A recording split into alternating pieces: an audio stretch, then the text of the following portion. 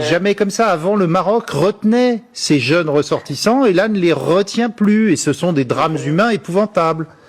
Je vous entends et j'aimerais, loin de toute émotion, loin de toute démagogie, rappeler quelques faits. Le Maroc n'est pas censé protéger, n'a pas l'obligation de protéger les frontières de pays autres que le sien. Le Maroc n'a pas l'obligation, n'a pas la vocation d'être le gendarme de l'Europe ni son concierge. Le Maroc le fait dans le cadre d'un partenariat bien compris entre le Maroc et l'Espagne, entre le Maroc et l'Europe. Le Maroc le fait en partenaire. Si les fondements de ce partenariat ne sont pas respectés, il faut demander à l'Espagne, pays européen, est-ce qu'il a consulté l'Europe avant d'agir contre les intérêts de ce partenaire. Il faut demander à l'Espagne pourquoi il a agi de manière frauduleuse par rapport à un criminel de guerre dont il connaît par rapport à un sujet important pour le Maroc et les Marocains. L'Espagne n'a pas consulté l'Europe pour créer la crise. Ça, c'est le premier fait. Le Maroc, comme je l'ai dit, n'a pas l'obligation. Le Maroc le fait en partenaire. Mais le partenariat n'est pas à sens unique. Le partenariat n'est pas à la carte.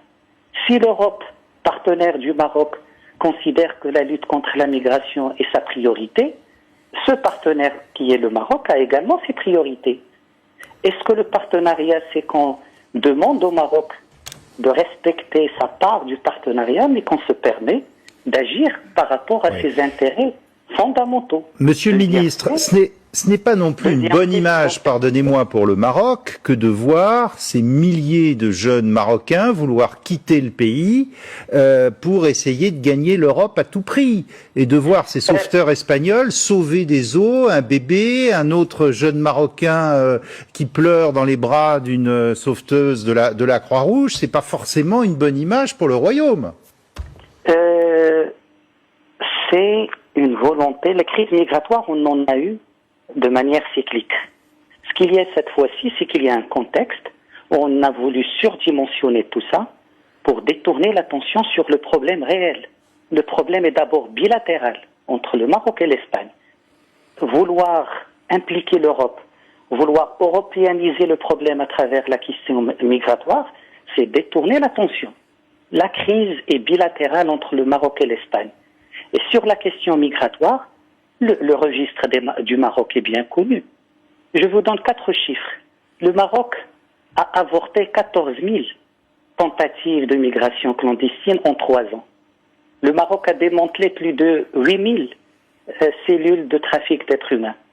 Le Maroc a avorté 80 tentatives d'assaut sur la ville de Ceuta. Le Maroc a échangé avec l'Espagne plus de 9 000 informations sur la migration clandestine. L'Europe ne s'est jamais souciée de son flanc ouest.